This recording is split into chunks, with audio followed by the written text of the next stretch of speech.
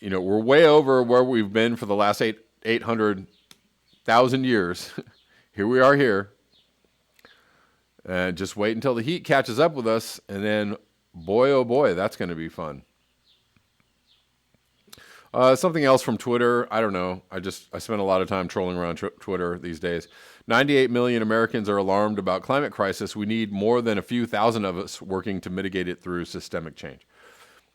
Good point. 98 million Americans are alarmed about climate change, right? We were looking at a graph yesterday about how many people are concerned about climate change.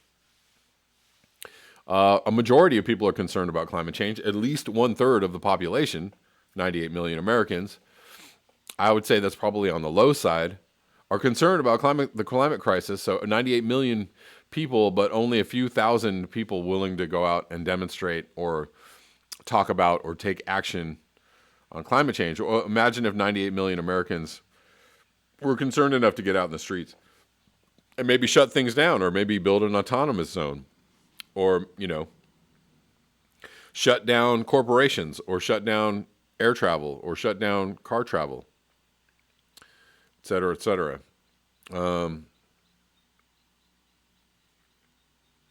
It'll come, though. It'll come. This from, I guess we're getting into the climate change portion of this, as I've already been talking about climate change. Again, if you are new to this channel, please subscribe. Please like up the video, guys, so we can get more people here. Right. Anything bad? Bad news equals lying. Yeah. Yes, G. Demarest. Sir, you don't have cancer, because that would be fear-mongering. Indeed. Indeed. So, yes, as the title of this video indicates, I was going to cover something about going back to normal. This is from Bloomberg. I don't know if you guys can see this in the frame or not, but interesting on the side here of this news story in Bloomberg, it says Bloomberg Green, and it just gives you a few little just a few data numbers, data points around climate change. So 66% carbon-free net power in Germany. I guess we'll be happy about that for now. Minus 8.48% today's Arctic ice area versus historic average. Plus, where does that historic average start, though? I'm curious, because that sounds awful low. Only below 10%, or we're only down 10%. That doesn't sound right to me. 0.95 C. This is the May 2020 increase in global temperature versus 1900s average. 1900s average, of course, we have to when in the 1900s, because 0.95 C sounds low. There, guys keep trying to keep it at 1 C. So it always vacillates between just below 1 C or just over 1 C. We're not going to say that that Bloomberg News is going to give you straight up factual things about, climate change, but they'll try. 50,820 million metric tons of greenhouse emissions, most recent annual data. 415 parts per million CO2. We're actually higher than that, or were higher. This year we were at 418. We'll call it 419 because it was actually closer to 419. 81.9 billion renewable power investments worldwide. Great. 3,318 and counting soccer pitches of forest lost this hour, most recent data. Anyways, let's go to the article. This is from May 18th. A return to normal in China means air pollution is back in force. So this is a month ago. The welcome return of China's economy is bringing with it some unwelcome company, as air pollution levels have returned to pre-lockdown levels across the country. Major pollutants have exceeded concentration levels from a year ago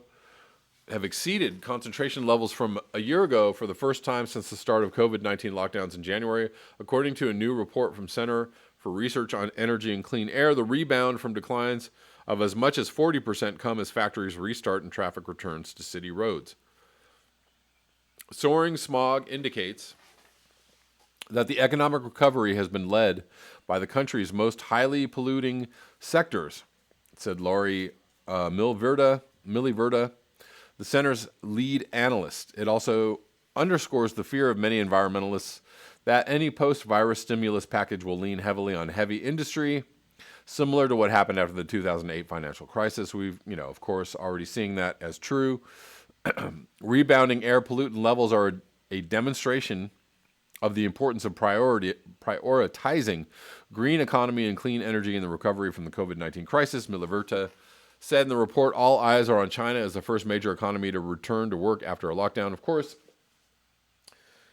God forbid we consider the climate change or climate crisis as important in a return to business as usual. But of course, we shouldn't actually even consider business as usual as a good thing if we're actually taking climate change seriously. So nobody's operating in reality here on any level. Almost nobody. Nitrogen dioxide and ozone readings averaged over 30 days now exceed last year's levels, according to data from 1,500 air monitoring stations set up across the country. According to the center, sulfur dioxide and air particulate levels are higher than in January, when the government began restricting movement to slow the spread of COVID-19 during the lockdown. Nitrogen dioxide levels in China dropped by 40%, while carbon dioxide emissions fell by a quarter. Pollution has increased more in areas where coal burning is the major source of energy, according to the report. In cities like Beijing and Shanghai, where efforts have been made to replace coal with cleaner forms of power, pollution still remains lower than last year's level. I guess that's good. Although they are building new coal plants in China, so how dedicated they are to actually greening their economy, I don't know. Sorry, I missed my button push there, I think. Maybe I didn't. Yeah, I mean, we're not in a space where people are really going to take in or take on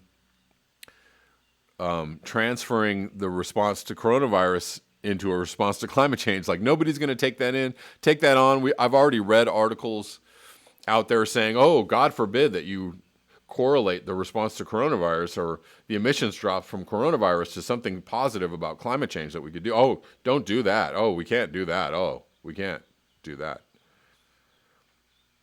Yeah, we can. We totally can. It makes perfect logical sense, guys. No? But yeah, we're just not in a place where anybody politically is going to respond. I mean, maybe in Europe, there's been a few. Their response is maybe more positive toward the climate change side, and we have seen that in a few places where they're like, yeah, well, maybe we'll keep the cars off the road. Also, Seattle doing something similar. Yes, maybe we'll keep the cars off the road. We had no car zones, and we're just going to keep them, which is fine. Osama number 5, what's up? Goddamn oil party, indeed. Coal is still a bridge fuel. A bridge too far. Yeah, the Democrats are not going to do anything either.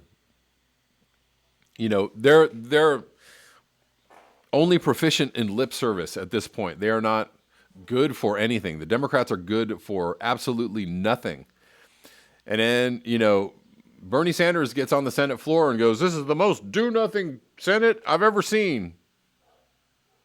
All right, Bernie Sanders. You're also in there too, my friend. My friend and former leader. G. Demarest, Alberta has banned protesting against pipelines. Yes. Alberta has done that, and a few other places as well have banned protesting against pipelines, or made it a very, very harsh crime if you do anything around a pipeline, to a pipeline, do anything to stop the flow.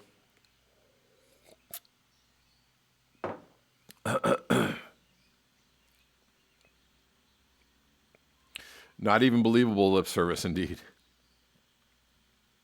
Right, creative experiments, I agree. You don't need cars. We're all working from home. Those who have to work in a factory need hazard protection and public transportation.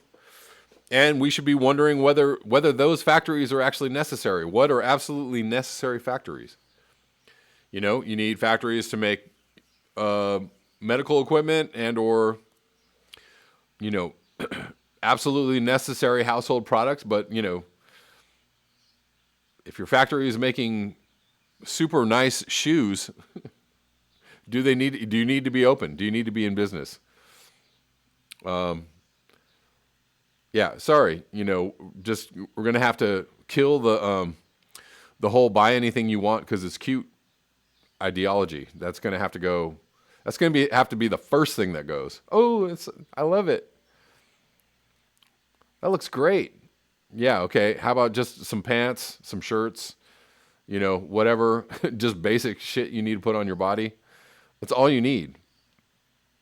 We don't need to be making like all kinds of just random stuff.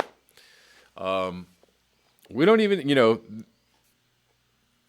probably need to be very minimal on the bicycle factory because you know how many millions of bikes, billions of bikes are out in the world already? Like just scavenge all the bikes, give everybody a bike. You know, restore all the bikes that are out there just lingering in people's garages. Here, have a bike. Realize has just built an electric bike charged by solar and fun. Highly recommend. Okay.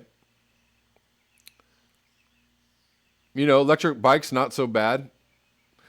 Still not even necessary. Don't even need an electric bike, but you know, if it's powered by the sun, uses minimal power, you know, why not?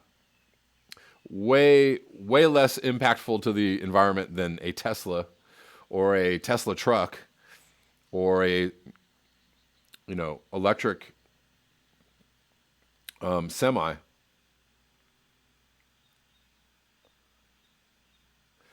The economy may have to suffer. Yeah, Deb Van Pullen, tons of bikes. I own 3. I own 3 too. What do you know?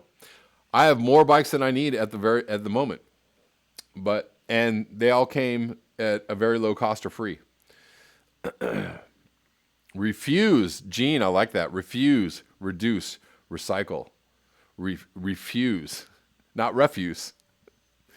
I like it. Anyways, let me get to this last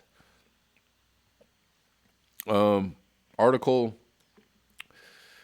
This is old. This is 4 years ago. Just after Bump was elected. Climate change escalating so fast. This is from The Independent. This is from December 1st, 2016. Climate change escalating so fast it is beyond the point of no return. So this is 4 years ago, 3.5 years ago, beyond the point of no return. New study rewrites 2 decades of research, and author says we are beyond the point of no return. Sound like anyone we know? Anybody, you know, somebody whose name rhymes with Phi McWherson? Or somebody's name who rhymes with Flem Gendel? Anyways, global warming is beyond the point of no return, according to the lead scientist behind a groundbreaking climate change study. The full impact of climate change has been underestimated because scientists haven't taken into account a major source of carbon in the environment. Really? Dr. Thomas Crothers, I almost called him Thomas Crothers. Crothers' report has concluded that carbon emitted from soil was speeding up global warming. The findings, which say temperatures will increase by 1°C by 2050, are already being adopted by the United Nations. Dr. Crowther, speaking to The Independent, branded Donald Trump's skeptical stance on climate change as catastrophic for humanity. It's fair to say we have passed the point of no return on global warming, and we can't reverse the effects, but certainly we can dampen them, he said. Climate change may be considerably more rapid than we thought it was, really. This came out literally like 2 months before I started this channel. The report, by an exhaustive list of researchers and published in the Nature journal, assembled data from 49 field experiments over the last 20 years in North America, Europe, and Asia. It found that the majority of Earth's terrestrial store of carbon was in soil, and that as the atmosphere warms up, increasing amounts are emitted in what is a vicious cycle of positive feedbacks. The study found that 55 billion tons in carbon not previously accounted for by scientists will be emitted into the atmosphere by 2050 or sooner. As the climate warms, these organisms become more active, and the more active they become, the more the soil respires, exactly the same as human beings, said Dr. Crowther, who headed up the study at Yale Climate and Energy Institute, but is now is a Marie Curie Fellow at the Netherlands Institute of Ecology.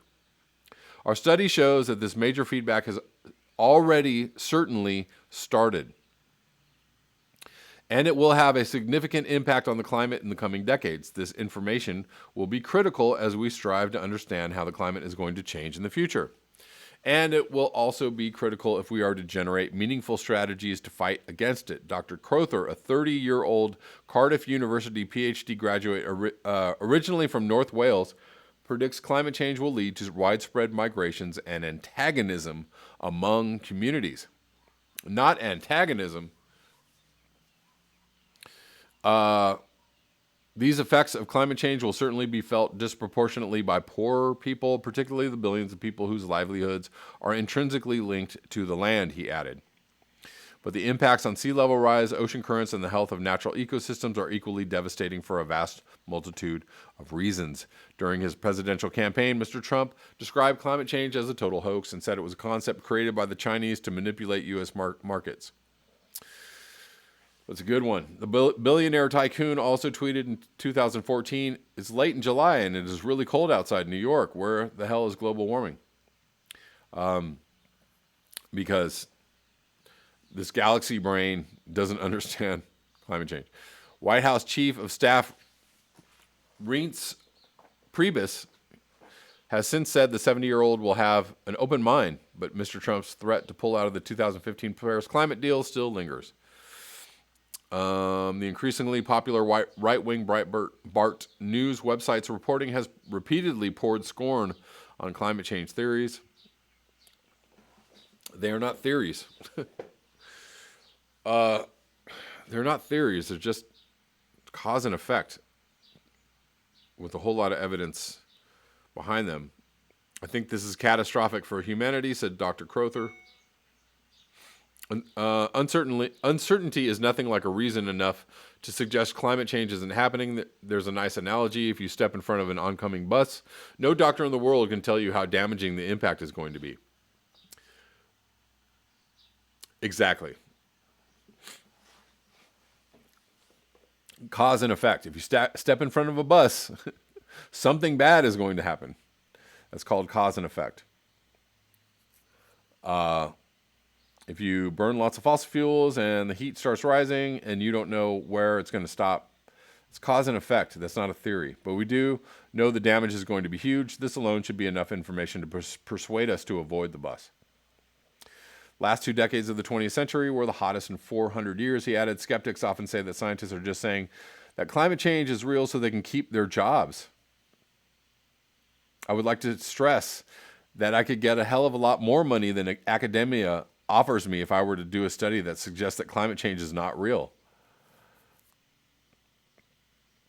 Professor Ivan Janssens, seen as one of the godfathers in the global climate change ecology field, said that research had provided essential data to the climate change model. The IPCC, established by the UN and the World Meteorological Organization, is incorporating the study's data.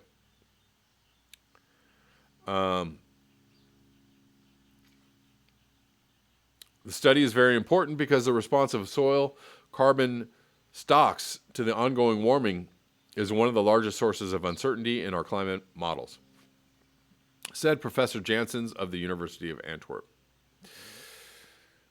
Yeah. Okay. We already knew that, though, right? That was 4 years ago. We already knew that.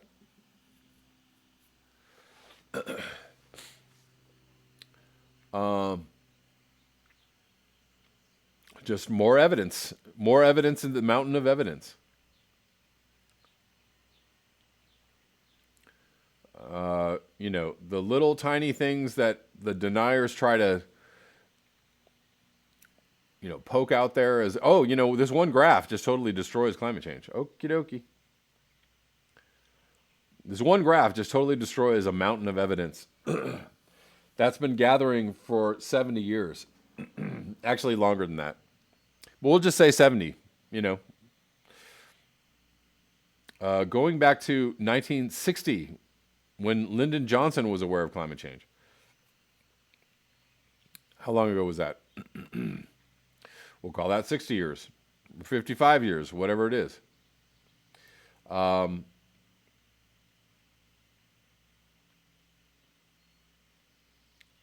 Craig Smith says, "What are you doing?" Are you asking me personally? I've changed my lifestyle quite a bit in the last few years to reduce my impact. I do many, many little tiny things, throughout my life, and I'm running this channel, raising awareness. I'm positing that there are different ways we could live, and it wouldn't be that difficult to do that. Are there more things that I could be doing? Absolutely. Absolutely. Every single day I think about new and better ways. And every single day I think about, how much more I could be doing. But I'm really trying. Hey guys, please remember to like, share, and subscribe. You can also support the channel at the links below. PayPal, Square, and Patreon. Also, all of my live streams are available for listening on Patreon if you happen to miss them during the day. So you can sign up for my Patreon for as little as $1. If you want to go check out the live streams, they are all there. Thanks a lot.